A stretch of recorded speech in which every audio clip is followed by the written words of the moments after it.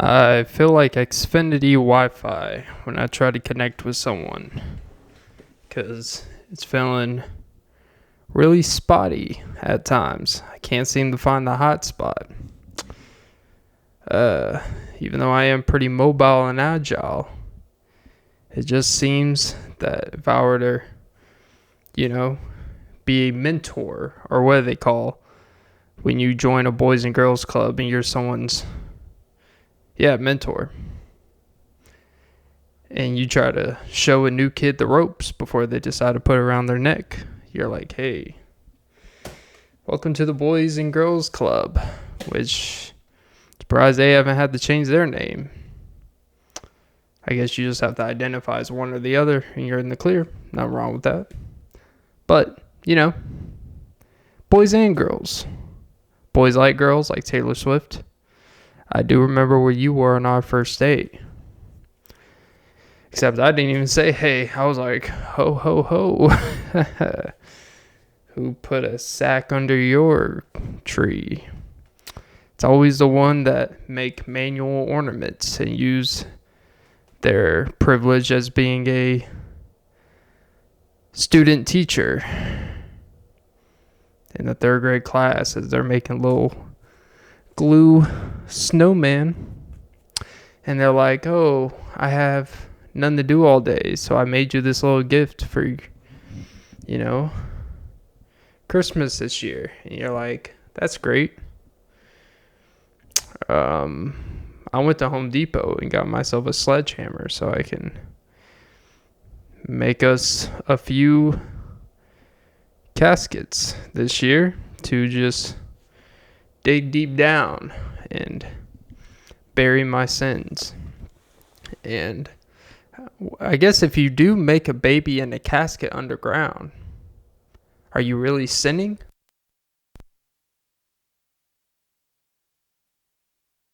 Are you actually making something underground so it could blossom above ground? Is that actually how we're supposed to be made? Underground. No railroad. No Atlanta. If I gave out a mixtape CD, it would be like, welcome to Chili's. That's a deep, deep cut to my old youth. I feel like every man in their youth rapped or rhymed words around a beat. Now, it was within a couple anecdotes or metric notes of the beat.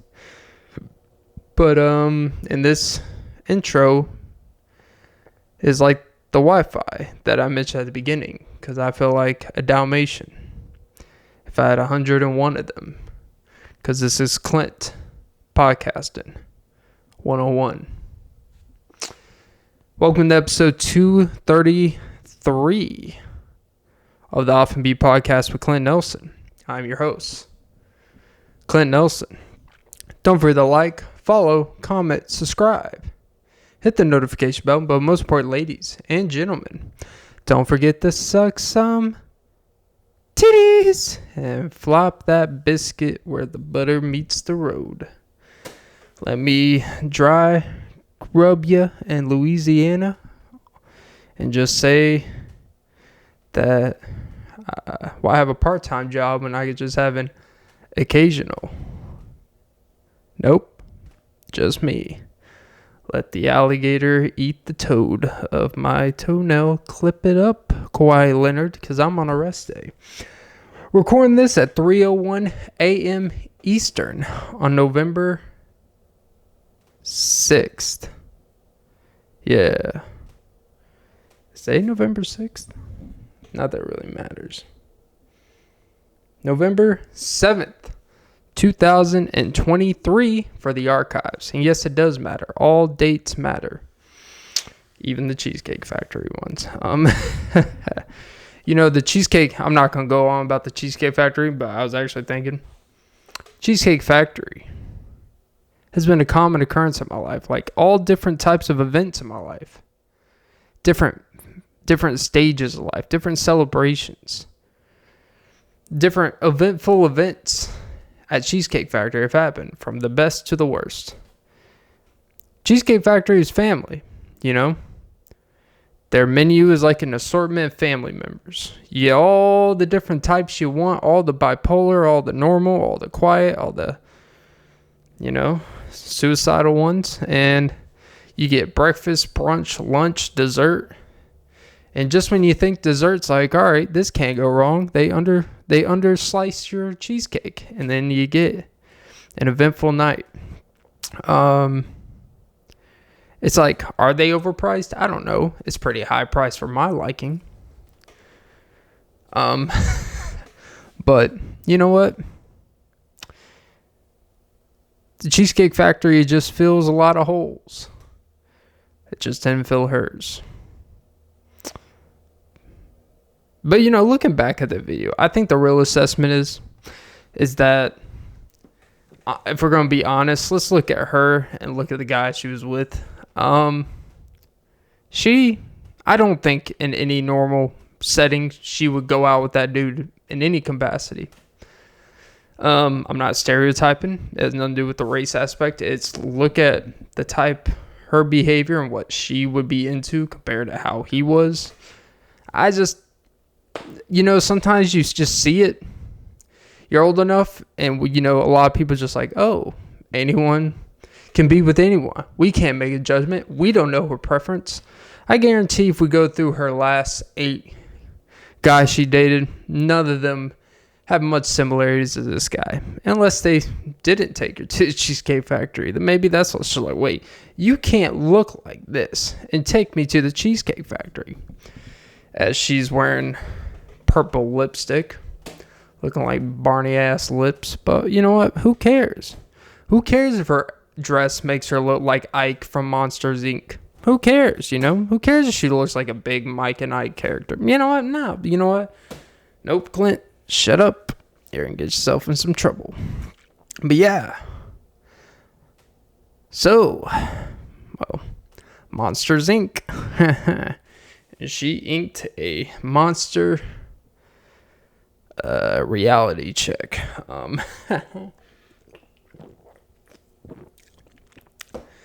But you know what? She's probably one of those dumbass people that her idea of service is she would tip people. She would tip the types of service because it's a party, and she would justify like, oh, tipping someone who poured you a sangria $8 when the drink was $6 more than someone who was serving you all night for $90 and $100, and she would have a hard time tipping them $8. That's her logic, because the food didn't make her feel with the alcohol. The personal relationship of bartending and stuff. It's a weird thing people got. People do have like a weird close relationship with bartenders, It's like, bartending is one of the ones where you have to have actual personality. You have to have an actual like human skill set to get the most out of it, It really is, the stripping for males. Like, male bartenders kill it. Every bartender friend of mine that's a guy kills it. It doesn't matter if it's just at a low chain restaurant or at a high, downtown, type of mid-level lounge place, They kill it everywhere because they have transferable skills. A strip club, you know what? Guys need to see some wah. They're going to throw some gin.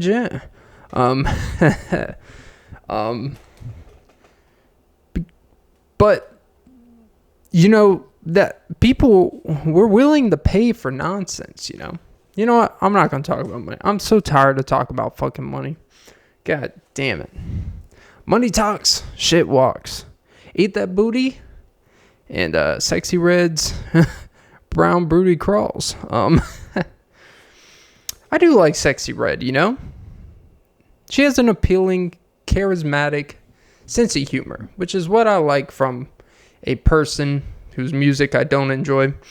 Actually, the only song I've ever heard of her is on the Drake album. Shocker.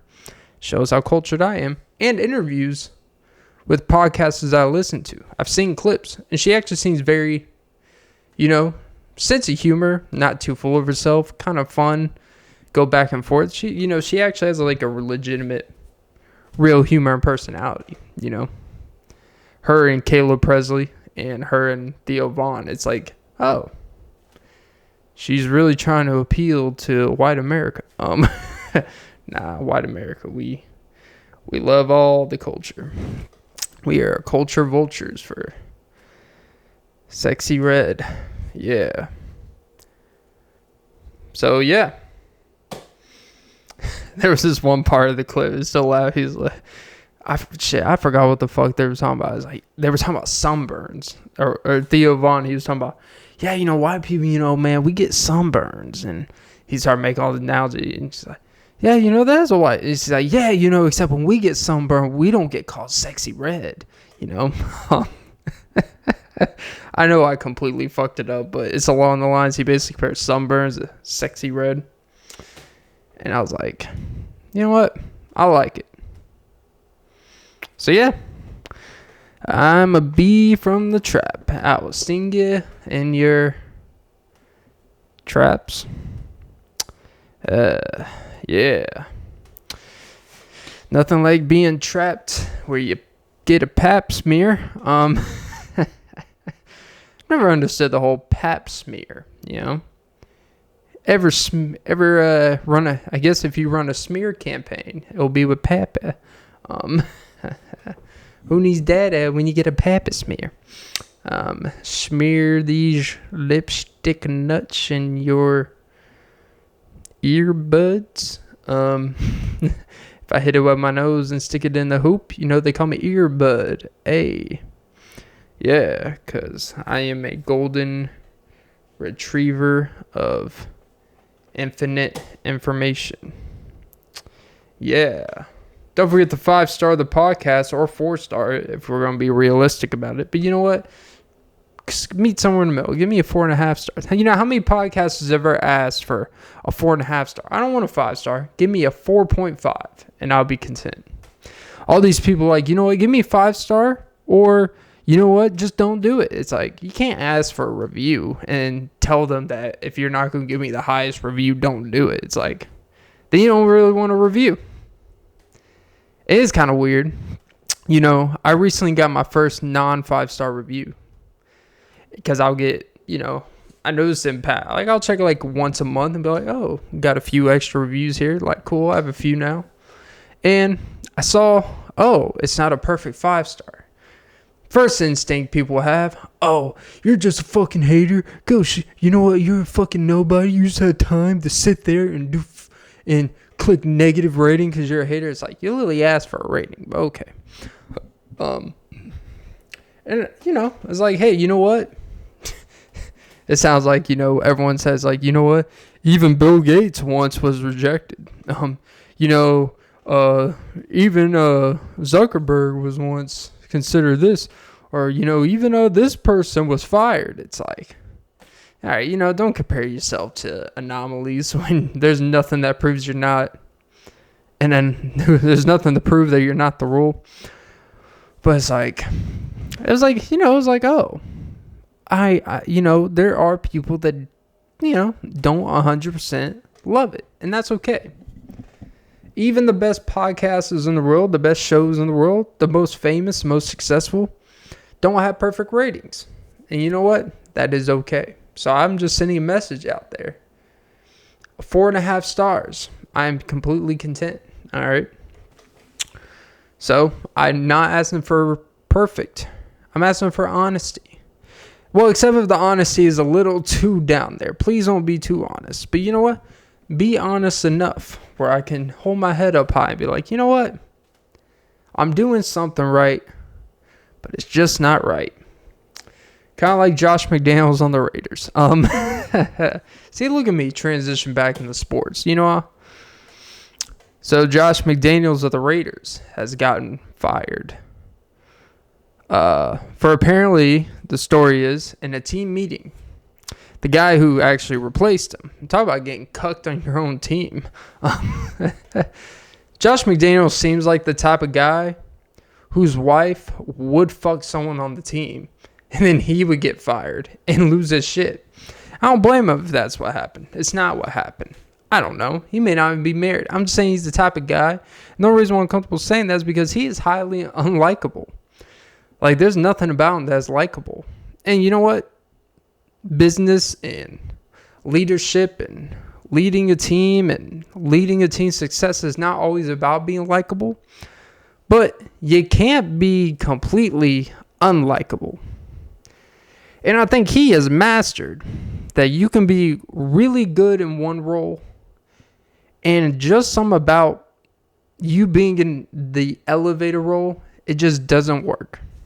But you know what? He's going to get another opportunity in 4 years when all this blows past, and he's going to do some resurrection tour saying, like, I was going through an alcohol crisis like Steve Sarkisian, and completely blow one opportunity and then end up getting actually a better opportunity years later because of self-inflicted into the stress he put a university through because of his unadult behavior. But I don't know. I don't want to shit on a person for their flaws and stuff, but it's kind of weird when we look like, oh, you know what? It's a road back to success. It's like, he's like, yeah, you realize because what you fucking did, we had to fucking hire this one guy for 5 years and waste this great legacy of our team. But okay.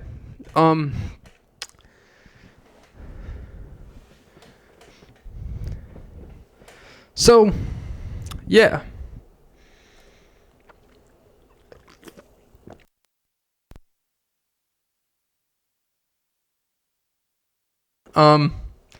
So apparently in this team meeting, this Raiders team meeting, obviously things have not gone as well. The offense has not been great. The team is underachieving, which honestly, I don't know if they're really underachieving. They have a few star players. The record is probably around where it should be anyways, but it's just a fashion in how they're losing. You can't have one of the lowest scoring offenses in the league and have Devontae Adams and a competent offensive group. You just can't. Apparently in this team, they're like, hey, we fucking hate you, man. Like, we hate everything you do here. And all this shit. There's no freedom. There's no nothing. Like, we feel like we're coming to work and there's like no being able to be a human. And apparently, in practice the next day, that was one part of the meeting. I'm going to get to the other part. Apparently in practice the next day, he did exactly what they asked for. To be fair, they're like, hey, stop micromanage us, let us play and all this stuff. So you know what he did in practice? He did exactly when you do the complete opposite spectrum, but people accuse, oh, you want to see? Fine, I'm not going to micromanage you. I'm going to sit there, let you guys fuck up and just be like, all right, to the next play.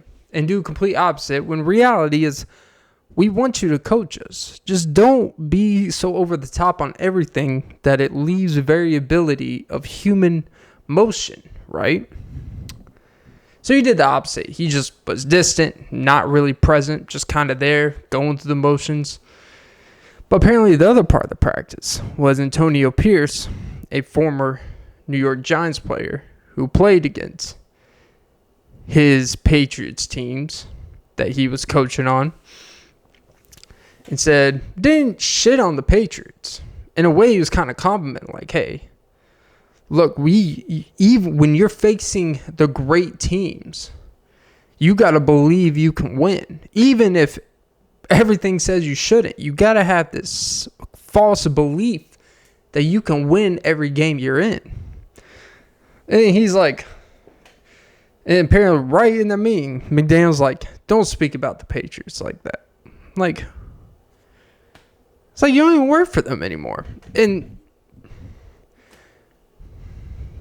that's you could protect your friendships. You could protect a place you worked at because you have nothing but great things. But really, you have nothing but great things to say because they basically took you back multiple times after doing a lot of shady shit and fucked up shit. But he kind of just looks like a pretentious dickwad. He looks like someone he looks like a college golfer after he's not played college golf for like 9 years, wears the visor hat, has like a nice, 2 under par day on a very easy course and will go up to be like, it's because your swing sets because of this, because, and try to write with like, kind of be pretentious, passive, snarky, and all this shit. Don't speak about my college career like that. And then you would just grab and play whack club with him and hit him. He actually just has a punchable face. Like, he is someone that if he wasn't in his position, all the dudes that he has coached, all the players would just punch him in the fucking face. But that's the thing. You intimidate. He's someone who I believe, based off everything you hear, he creates intimidation based off his lack of competency of actually being able to perform what he coaches. And they literally rely, forget the Patriot system nonsense. I think a lot of that stuff's over. Oh, coaches leave one place and they just do the Patriot. I actually don't think they really do the Patriot way. I think they just try to instill a winning culture somewhere. And sometimes it takes a very immediate change when you go to a place that's just used to relaxing and not taking shit serious. It's a culture change. And a lot of people don't want to adjust. So I think there's that balance act of changing stuff, but still making people like, hey, this is football, right? We're all getting paid millions of dollars to do something pretty absurd. But you know what? We're going to come to work and take the shit serious. And I just think he doesn't have the credibility. Like, to have an ego like that when you have not won outside of having the greatest player of all time is baffling to me. Like, literally, not only has every team you've been to that didn't have a quarterback named Tom Brady been absolute train wreck, it literally looks so dysfunctional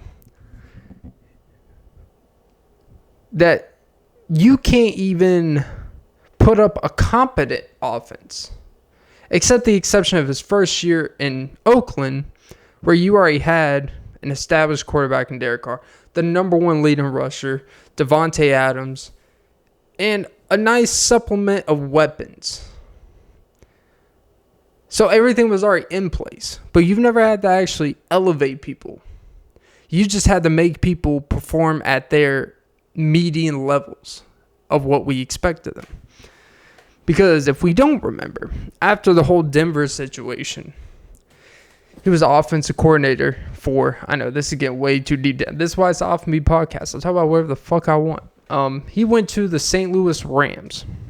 You remember those Rams days where it was a Sam Bradford being injured every year, having Steven Jackson in the backfield, and, having Austin Pettis hopefully catching passes, Boise State alum. No shade. I was actually hoping him and Titus Young, when they came in the league, I'm like, man, Boise State, we're putting people in the league. Then Titus Young decided to go off his pills, and Austin Pettis was just, all right, but not great. Man, him and Joe Jaravicious could have been us.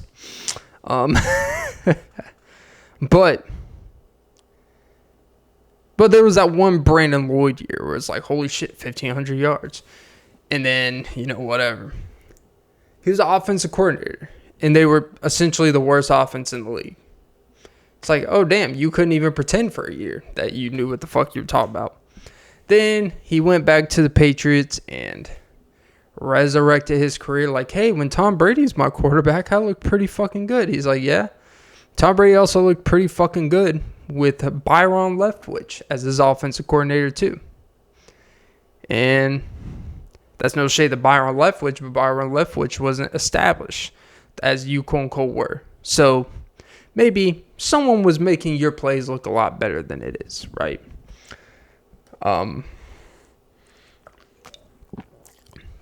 Say what you want about Bill O'Brien.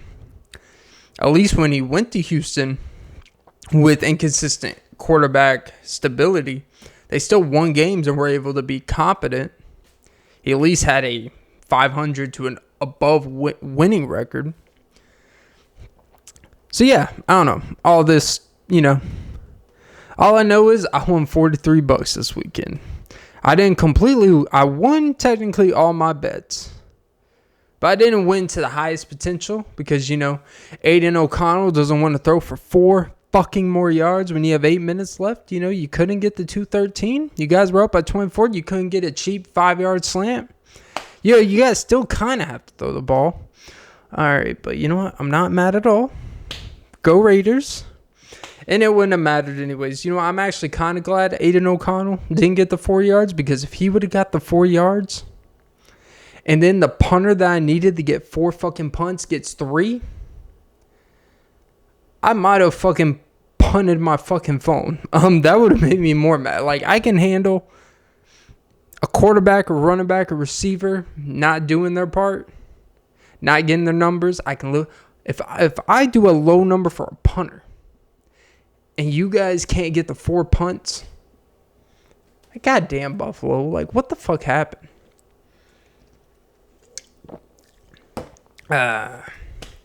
It's cool though. It's cool. But yeah, moving on. It was on my feet, and again she was sucking my toenails. And it's so bittersweet. She's just the girl I'm looking for. Speaking of the girl you're looking for, I'm such a fool.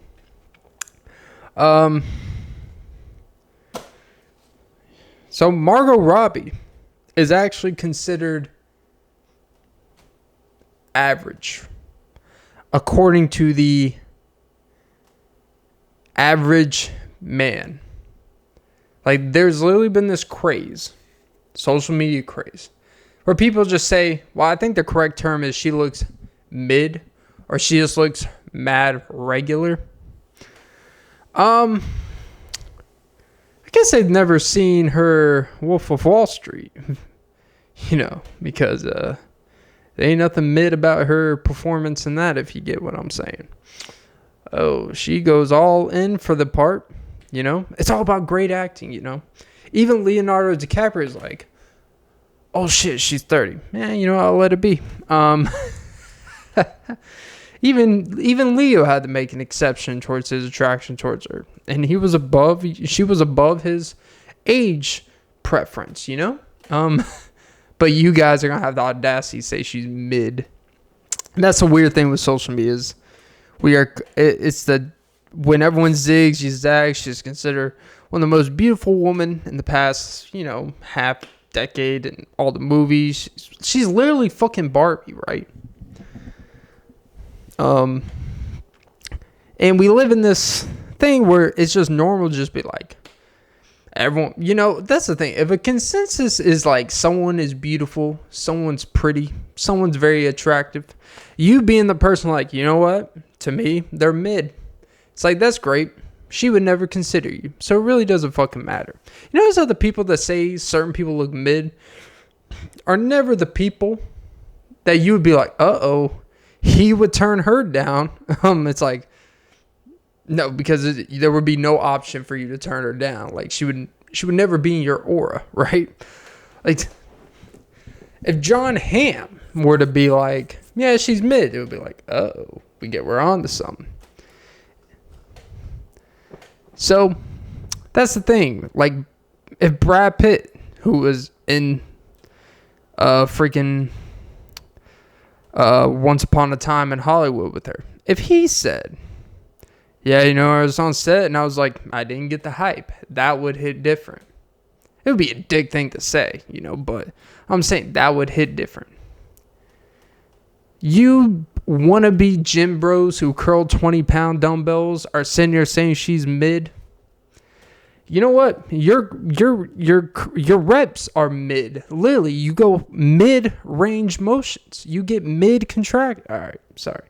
Getting too Jimmy here. Slim Jim, bro. I have used that 85 different times in this podcast. I think I literally named an episode called Slim Jim, bro. You know what? Side note, I just want to take a brief pause. I'm getting old, off and beat vibes here, you know? I feel like when Joe Rogan interviews, Bill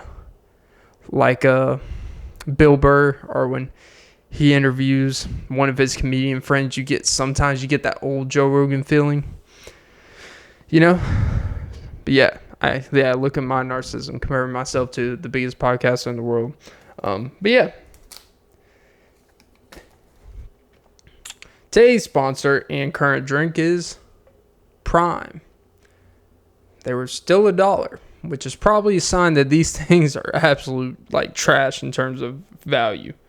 But for some reason, I don't know, they kind of taste nice. And they're not high calorie. I don't really pay attention to calories, but it's pretty smooth. It goes in and out, you know?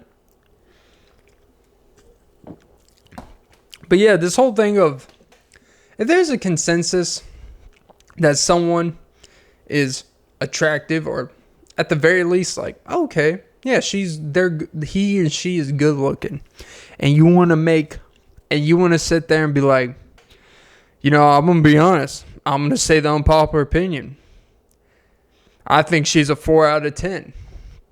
It's like, okay, so I think there should be a legal law.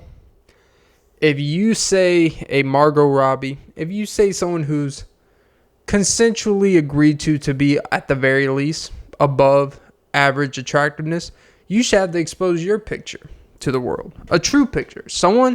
The government, someone should be able to hack your pictures. What you look like. Get in your webcam that sees you beating off the campster and just see who is the person speaking on this.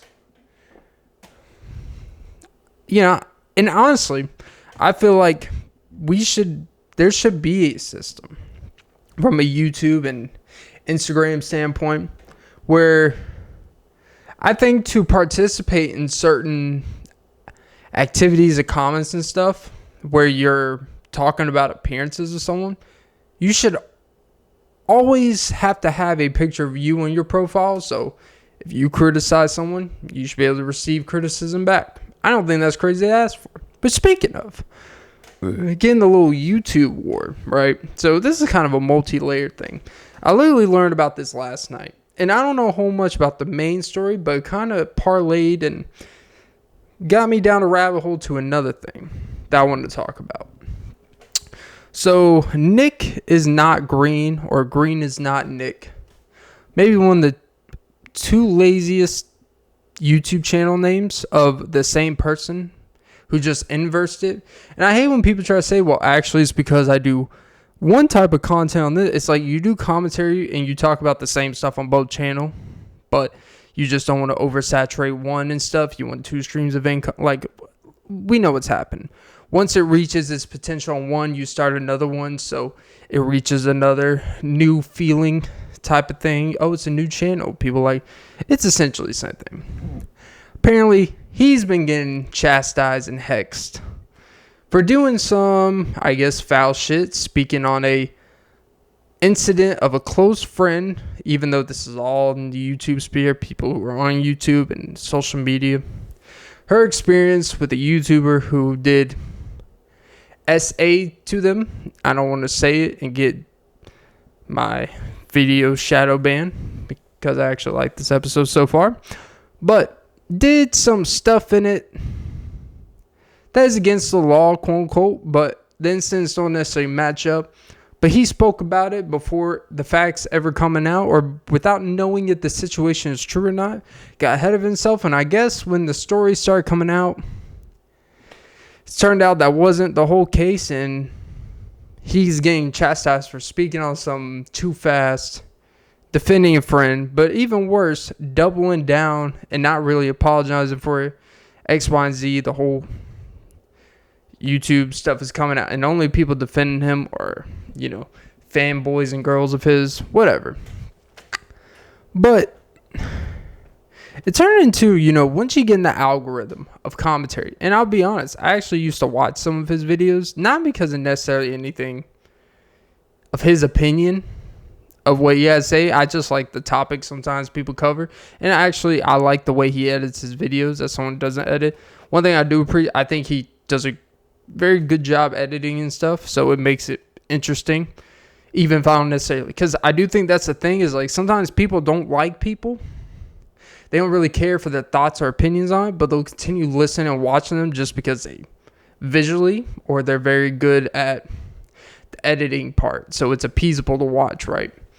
There's some people that have all the opinions you like, but they just don't do shit. And so it makes it uninteresting. But I started going down, and there's this criticism, and it's kind of been out there. Someone pointed out, and these commentary channels lost their minds. And I'll be honest, a lot of these commentary channels that talk about these YouTube trendy things, like alpha male content, let's just say like commentary channels that talk about sometimes social issues, sometimes there'll be issues that happen, and they'll kind of talk about, or they'll talk about very specific, they're basically like reaction commentary channels, which is weird how these commentary channels criticize lazy content. But all you're doing is reacting to something. Anyone can react to something. Reacting to something doesn't make you creative. I don't understand these arguments. So I'll just say examples of commentary channels that I'm talking about. We got nickisnotgreen. We got Ethan is Online. Gabby Bell. We got Noah Sampson. In terms of commentary channels that kind of do all of the same editing of a sort, I'm going to be like, all of them kind of have a formula of editing, and it's not criticizing, it's just you watch all of it. And that was kind of like what this Instagram or YouTuber, I think it was Instagram, just kind of like or Twitter, they made a joke about these when they all sound the same, and then the people who they felt were being attacked got all offended by it. It's like, well, yeah, you do all do the same formula. You guys also collaborate together. You cross-collaborate. So I'm pretty sure you guys share ideas and you guys follow formula because you know what works. It's not necessarily a critique. It kind of just is what it is. It's what works for the genre or the niche, as people like to say. And I like watching commentary channels. This is not a criticism of commentary channels in general. It's people who are in this hub of commentary that talk about the same topics. They recycle around each other, co-collaborate. And also I'll say Chad, but except I want to keep her out of this because I actually find her to be one of the better ones. And I know people are like, a guy that likes Chad's like, yeah, out of all the ones, I actually feel like she's a lot, more interesting. I feel like she's much more, I like her humor a little bit more. I feel like she at least has more, she's not trying to preach to you about what's right or wrong. I mean, she'll say her thoughts on things like, she'll more like say it in a way, give examples of and do specific examples and kind of go over the top with it, but at least it's entertaining, right? Where the other one, they're trying to preach to you about, if you're complaining about someone being fat, I don't talk about people that are overweight and stuff, but I'm giving examples. Talk about people in communities or X, Y, and Z. You have critiques about certain political things and stuff that they talk about, open about, but you can't have an opinion about theirs, but it's whatever. These commentary channels, I think the real issue with them is that they have kind of developed a narcissism about them, that they truly believe that their point of view is like, literally when I'm listening to Ethan is Online, having a live stream with this guy named, what was his name? He had like 350,000 subscribers, but his real name is Oscar, but his channel name or his surname was Secretly Gaming, I think, but it was spelled all different. I don't know, but apparently it was a 3-hour conversation, but I listened like 30 minutes in. The whole thing was like unbearable in the sense that Ethan is sitting there talking about, you're just wrong. Like, you thinking that you're just wrong. And it's like, but you're not really saying why he's wrong. You're just saying he's wrong. And they developed this thing that just because they have this groupthink about what is right and wrong, there's a difference between having beliefs and actually being so close-minded, but you want everyone to be open-minded. that you live in this hub and world protected behind the screen, which, let's be honest, is what a lot of these channels do. And they, most importantly, to be honest, they pander.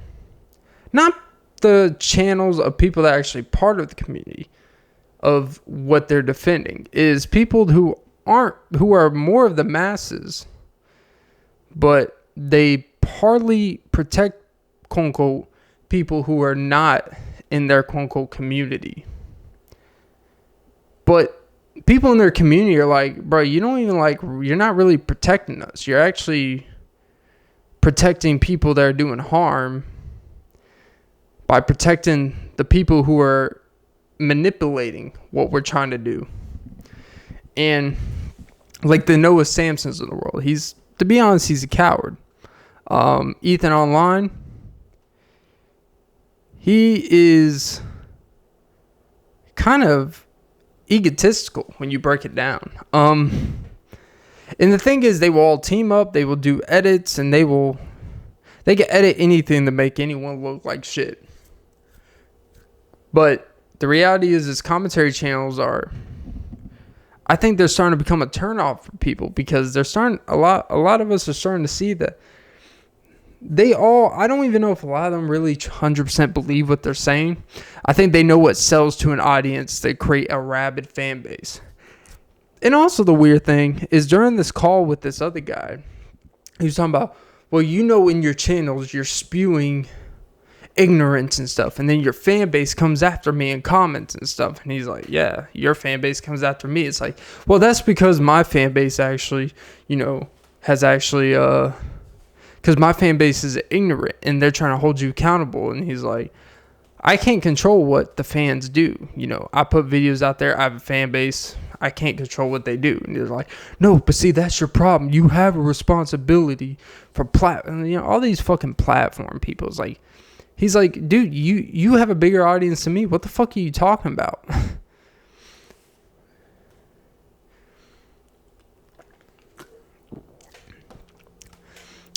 Now, then when you start realizing the Ethan is Online, the Noah Samsons, their audience is a lot of it's a lot of victimization mindset about everything. So they're always on the defense about everything. And then when people who are always on the defense attack you and are very brash and stuff, they don't channel it that way because they still think they're a victim. So their over brashness and their reaction is justified in their mind because they're being attacked all the time. It's like, doesn't make it right.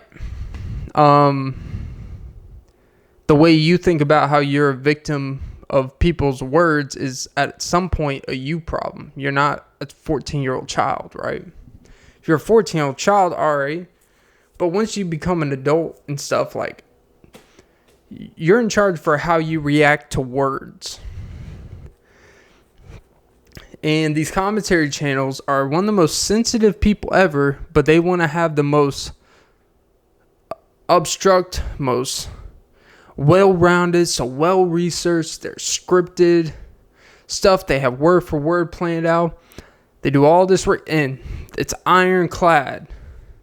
And they have all these strong and all these references and all this stuff. But if God forbid, if you challenge them, God forbid if you just like, yeah, but what you're promoting is wrong, then they become on this heavy offense about it. So I just think commentary channels, to sum it up, I think commentary channels are kind of being exposed as people who are really weak-minded, as people, and I'm talking about people that talk about certain subjects and stuff, where it's not even like fun in nature anymore. They use things that are fun in nature to kind of just talk about how everyone else is ignorant about shit. It's like, just because you use the word other people are ignorant doesn't mean that you're not ignorant. Like, so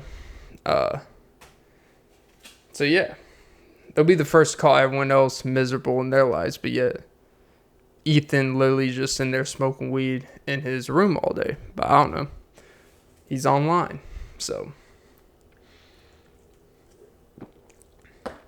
I'll be honest, I'm sorry, like, when it comes to people that want to critique other people being miserable, but your response to how you deal with all your anxiety and pain in your life is sitting in your room smoking weed all day, I really don't care to hear it.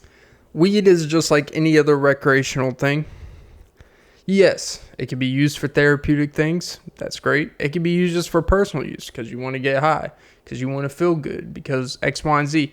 But when you start using it to just, quote unquote, cope with every little thing that's wrong with you, to me, it's no worse than alcohol. It's no better than someone that deals with an alcohol. And for people that say, yes, the ramifications of alcohol on your body may be a lot worse. But just because you use a different substance to deal with the same thing doesn't mean the problem isn't still the problem. It doesn't matter if every time I get an issue with a cold sore in my mouth, I just use a snack pack vanilla pudding cup to fix it. Or at least to soften the blow, make it feel a little bit better. But the issue is I got some deep bacterial shit in my mouth that's causing the cold sores to come on a regular basis. You're using something to mask something, a temporary feeling and solution. You're ignoring the fact that if you don't deal with this shit and actually try to better the situation, you're going to be missing your bottom lip in 3 years when they have to remove it. You know? You're missing the point. Alright? So, yeah. There's my ignorant stance of the day. I am pro use of anything you want to use, you know. I'm not a believer that drugs should be banned per se. I don't think they should be publicly sold in stores or nothing. I'm a believer that anyone should just be able to access and use what they want to use. Because you know what? You should have to deal with the shit that comes with the shit you take. It's not it's not other people's responsibility for what you voluntarily want to consume. The part of being curious, like Dwight Howard, is sometimes you have to deal with the shit that comes with it. You want to be curious? That's funny. Charleston White was saying, you know what? Yeah, no. They were like, well, the dude in the background was like, well, you know, that's why now he's actually putting in Taiwan. It's like, oh, where all the lady boys are. And I'm like, bro. It does bring a whole, like, he could have played anywhere. This dude could have played anywhere overseas. And he chose Taiwan. All right. I don't know, maybe they were offering the most money. All I know is most NBA players that go overseas, especially ones with caliber, especially ones with the resume, typically they go to China. Or like Emmanuel Mudiay went to China. Like typically they go like Germany or, you know, a normal country. Taiwan? Like who the fuck in Taiwan is guarding Dwight Howard? Like come on. Yeah. I mean, they're not even acknowledged as a country, you know? Like, who is it? China doesn't acknowledge. Who is it that doesn't acknowledge Taiwan? And it basically caused, like, fucking this Hollywood movie or this actor to have to apologize for acknowledging. I think it was John Cena who acknowledged Taiwan in something. He had to make a whole apologizing that, I'm sorry for acknowledging that Taiwan exists.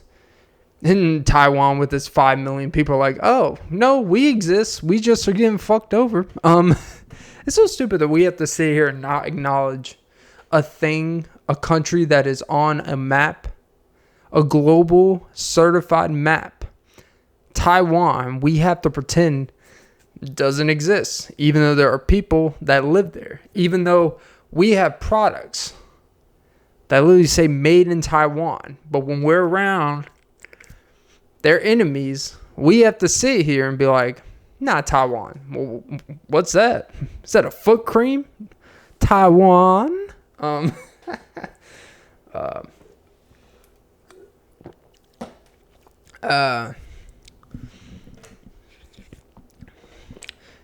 guess if you go over there and do BDSM, you say, can I Taiwan on you? That'd be fun. You go into a business meeting with China, Japan, or whoever hates them, and you're in a business meeting like, hey, may I recommend, someone's tie is a little messed up. And you're like, hey, can I fix that for you? And it's like the leader of China. You go over there like, yeah, let me tie one on you. And then they turn around like, kill him. It's just so stupid. Like, that's one of those stupid things. Like, we are grown adults. People who are in charge. People that are actually running the world. Running countries. Is like, if you acknowledge that this, considerable space on Earth is the name of what everyone has accepted what it is, we will not fund your movie. We will not show your movies and cost you millions and millions of dollars. We will not do business. We'll launch a fucking missile in Brooklyn, bitch. Like, oh, hey, I'm saying what they might do. That's not what I would do. Like, these are the type of shits that, this is the world we actually live in. People, we have to make things sound different than what they are. It's insane to me. It is the biggest form of pettiness. Like literally, we literally attacked freaking Okinawa. Hiroshima, fucked up some shit. But we're not like, it doesn't exist. It's like, no, all of it fucking exists. We can't just, not acknowledge the Middle East because of 9/11. We can't not acknowledge shit because of attacks from other countries and vice versa. We acknowledge them. We can't just be like, it didn't happen. Nope, didn't happen. I don't know. But yeah. Anyways, moving on. I like this form better. I don't know what happened. You actually I feel, this is the first time I felt in a while myself. I felt normal. I felt like I'm actually doing what I should be doing in my life by looking into a camera, blinding my eye, making you cry, making you sigh, and then be like Donovan Sharpe, the red pill guy online who apparently is so against single mothers that it's been exposed that he's actually with a single mother. It's always funny how people that are so against something, and then it always gets exposed that they're with that. So, but we all got to sell agendas. We all got to sell some bullshit. That's why you can't listen to these fucking people.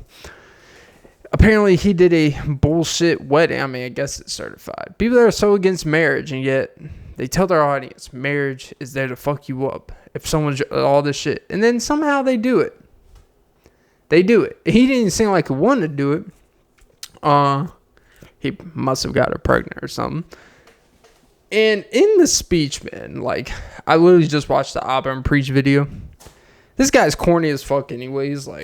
This guy, I'm sorry, there's certain people, you just hear their voice talk about stuff. It's like, yeah, this doesn't match, the voice of someone that I would listen to when I'm trying to take information about this. I know you're not supposed to judge a book by its cover, judge a voice by whatever. But you know what? When it comes to certain things, it matters. All right. If your voice doesn't match what I would envision taking a message serious about what you're talking about, it's just not going to take you serious anyways. But this man had the shittiest camera quality, the shittiest. It's like, you are a media entertainer. You're a media person. And your wedding was done on an upside down camera for half of it, right? Terrible. No editing when you have a whole team, and you do it in some hotel lobby with fans in the audience. Your wife that you're marrying actually gave a pretty you've bettered my life. Without you, you've led me, all that shit. And this man thinking you know what? It's my wedding day. I could put up the shenanigans. And this man's like, you know what? I was happy before you. This is how this man started out. I'm paraphrasing. He basically said, look, I was happy before you. Okay. I did not need you. Basically, this is kind of what the exact words he literally said. I was happy before you.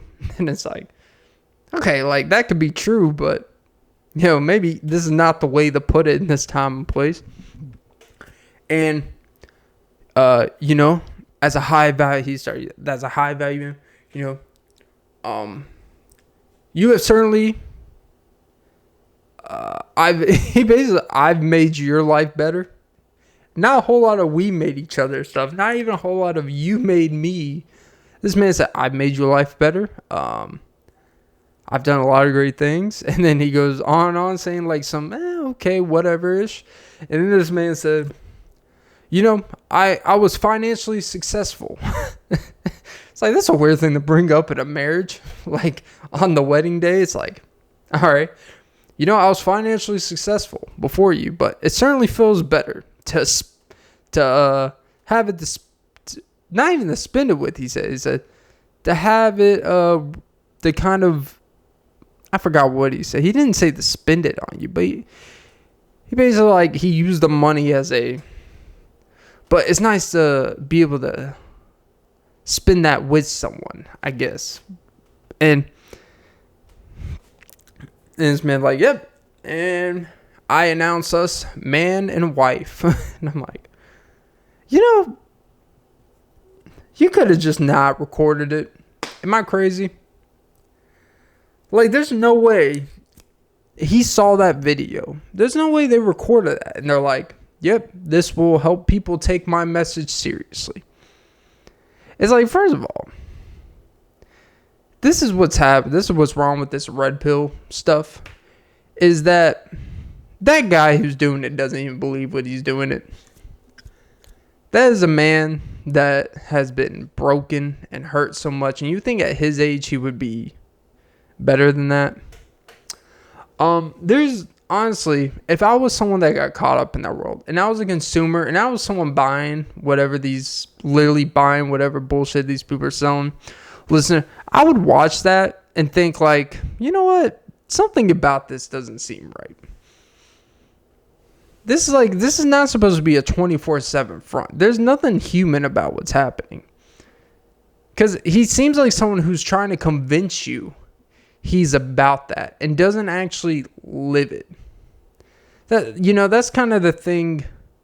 When someone's like trying to sell you something and it makes you not want to buy it, it makes you not believe it even more, the more they're trying to like, yep, I made your life better. I was financially successful before you, and I will be after you. Actually, damn, I was surprised how good I kind of did his voice complexion. But you certainly help in some ways. You've certainly contributed to my recent, upheaval and success.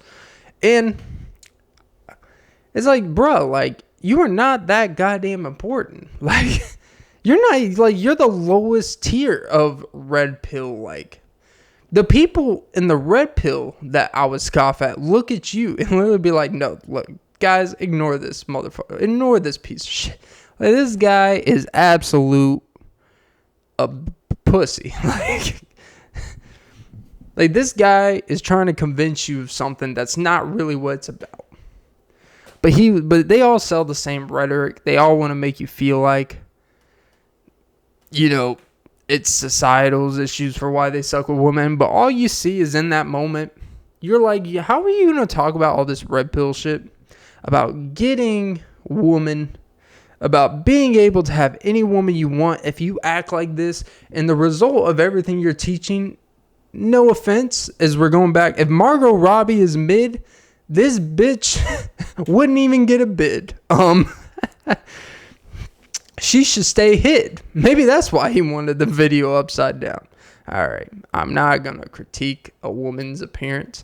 I'm just saying, if we're calling Margot Robbie mid, and these are the same guys that would talk about how a woman's a 3, a woman's a 4, downgrade, say you're this, you like, and then you're marrying someone who doesn't fit the qualifications of what a high value man would be with, from a being out of their prime standpoint, having exposed children before, having baggage that you don't need to deal with. Like, you're taking on all these things that doesn't really fit what you say you're about. There's nothing wrong with being with someone that has kids. But when you want to sell a rhetoric about being against all that, and then you're with a possible worse situation, when you claim you're X, Y, and Z of a man, and you're with what you would say from the outside of other people is settling for less, that speaks about you. So basically, Donovan, I just gotta say, user, wanna be me. Yeah, I don't know what else to say. Red pill. I think people starting to see a lot of this shit. It's nonsense. But yeah, that was episode 233 of the Off and Beat podcast with Clint Nelson. I'm your host, Clint Nelson. Don't forget to like, follow, comment, subscribe, hit the notification bell, follow the app on follow the podcast on Spotify, Apple Podcasts, but most important, ladies and gentlemen, don't forget to suck some titties with a 5-star or 4.5-star review, because I'm a reasonable guy, and Margot Robbie, according to the Wolf of Wall Street, has more than reasonable thighs. All right, guys, have a great day. That was an Off and Beat classic. I'm a classic, man.